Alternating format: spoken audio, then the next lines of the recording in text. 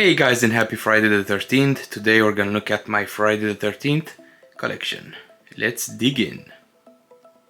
Also guys, I just made the video, the reveal of the part 8 NECA action figure. That's actually from the video games and not the movie, but again, that's still pretty cool that we're having that. We're still missing part 9 to be released on pre-order, and then hopefully Jason X and the Uber Jasons are gonna come next. And up here is the NECA, I guess 1:1 scale replica of the part 3 mask. There's also like a part 4 version of this and a battle damage version from part 3, which has like the gash right there, but very accurate mask. You have the very nice paint application, all the nicks on the mask and the scratches. Guess you can kind of wear this as a Halloween costume, but I kept mine, you know, in the box. And they pretty much did. I think they also did like a part 5 mask, which is pretty cool. So hopefully they continue doing more of these. But it's been a while since this one was released. But I believe it's still available for like 40 bucks, 50 bucks maybe. So yeah, this is a very cool prop to have. Again, I like how the mask sits inside the box. It's almost like this vintage, I guess, plasticky look, you know.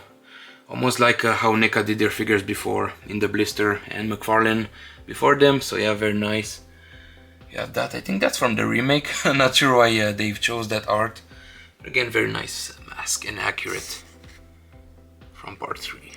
Well, let's start here from the corner with the Core Scale NECA Friday the 13th, the final chapter, part 4. This is obviously a Core Scale massive figure. Now I am looking for the new version of this guy because there are some more accurate paint applications on the face, especially on the nose part. So I'm definitely gonna be taking a look on acquiring a new one. I think this one is excellent, but the new one is a little bit more accurate. So I may have to sell this one and grab the the re-release because it's fantastic.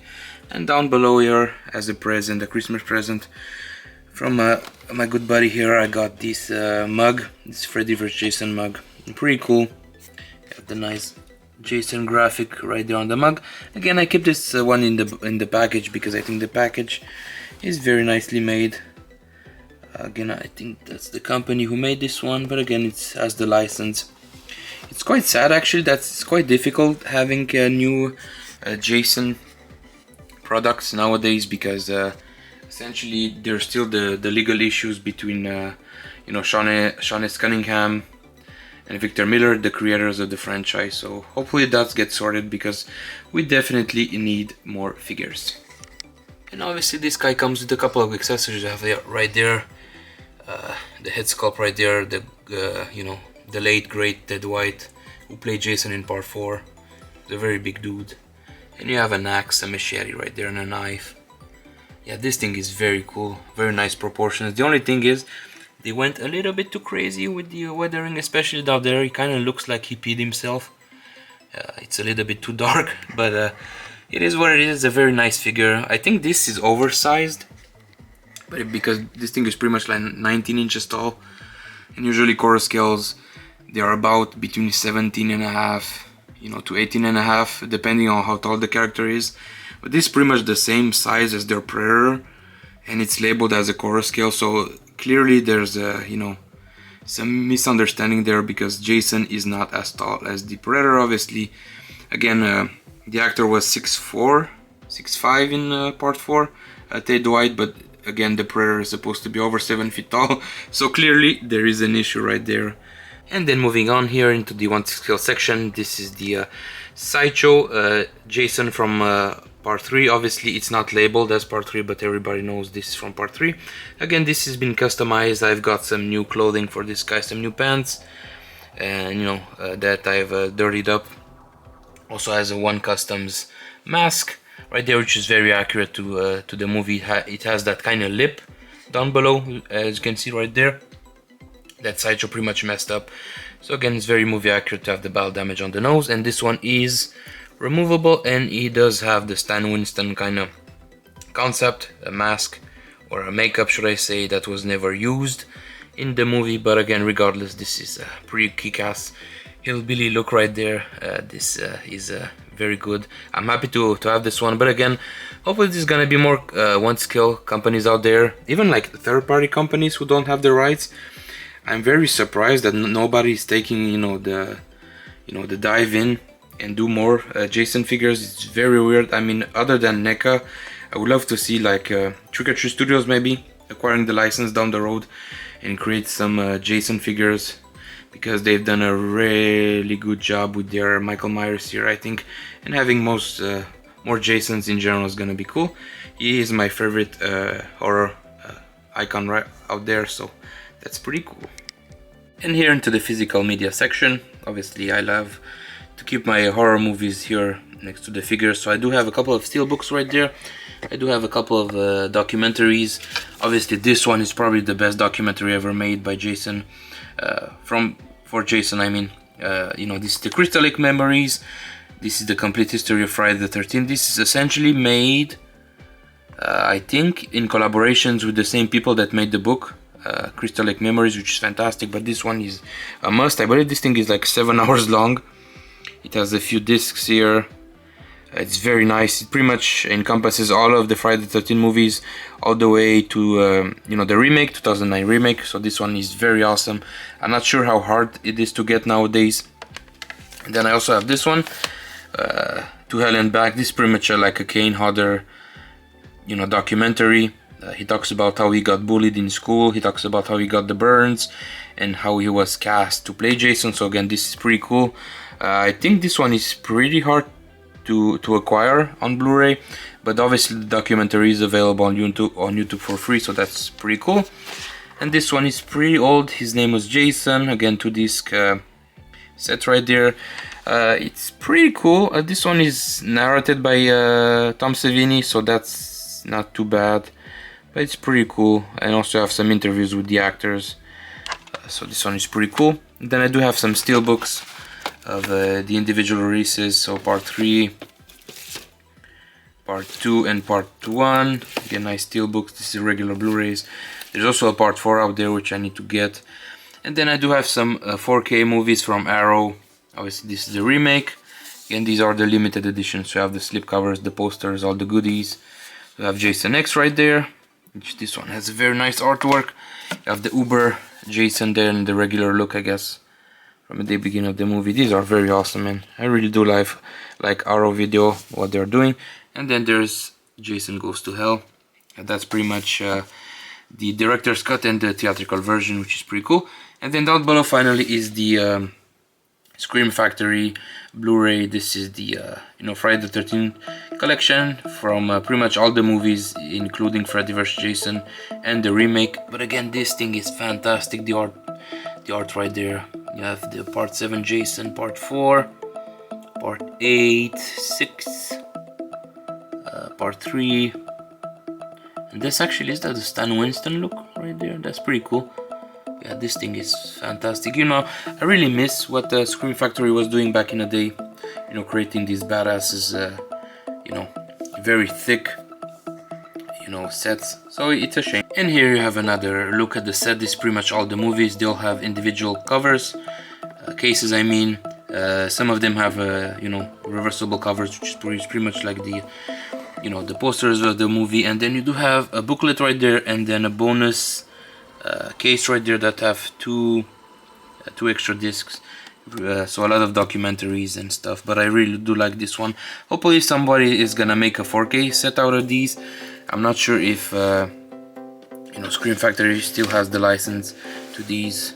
But yeah, look at that great art right there, man. I do love my physical media right there. It's part of why I collect to begin with.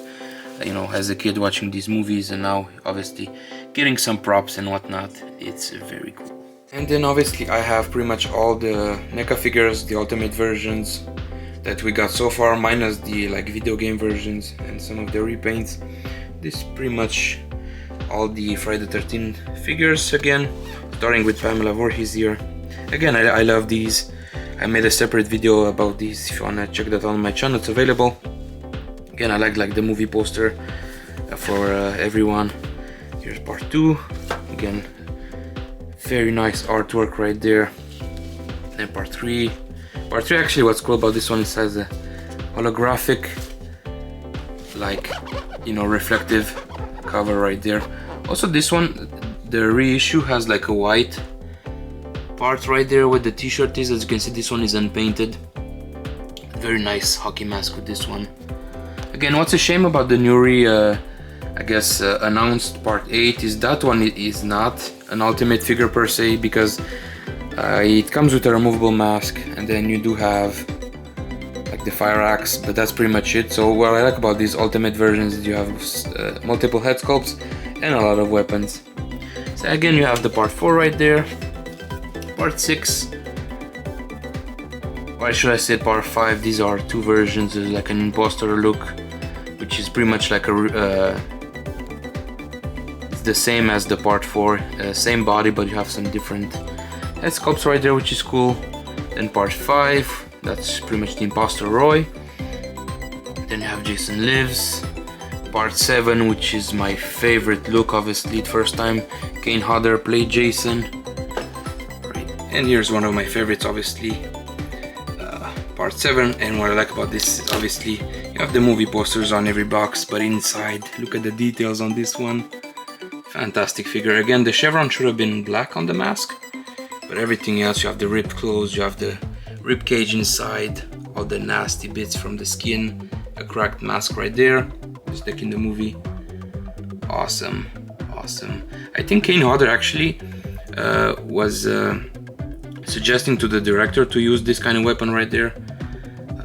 The Weed Whacker, I think it's called, which is awesome. Again, some more weapons right there.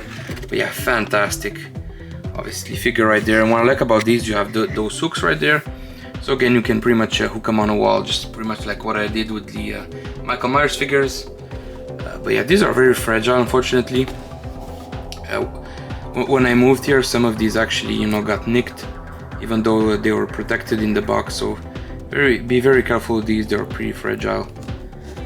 And obviously, after that, you have the Freddy vs. Jason, which is kind of a retool. They did added articulation on the legs, and same with this one.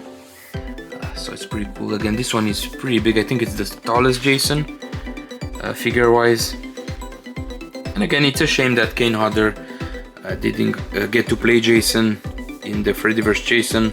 He was offered a script, but then he was replaced by Ken Kirzinger, which was a taller guy to begin with. So I don't know if Kane Hodder, it's like, you know, has issues with his height, because he always said he was like 6'3", 6'4", but I think he wears lifts, and he I think he's he's lucky nowadays if he's 5'11".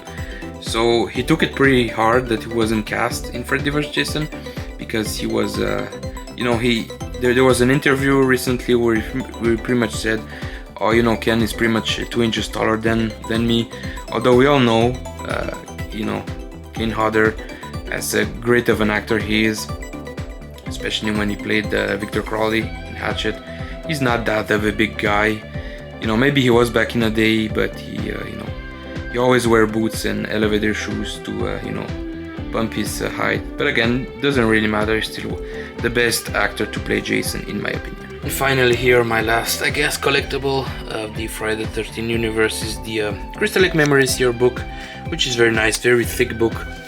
As you can see here, this encompasses pretty much all the Jason movies. You have, exclusive interviews with directors, the actors, cast and crew right there, pretty much all the movies.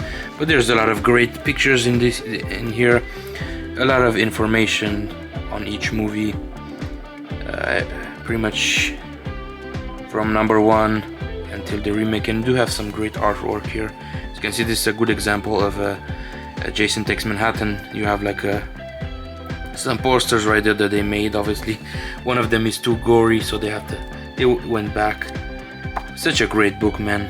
Then the great Kane Hodder right there from part 8, which, like I said, obviously NECA just unveiled that figure 3 weeks ago at the toy fair, and now it's pretty much here, so that's very cool.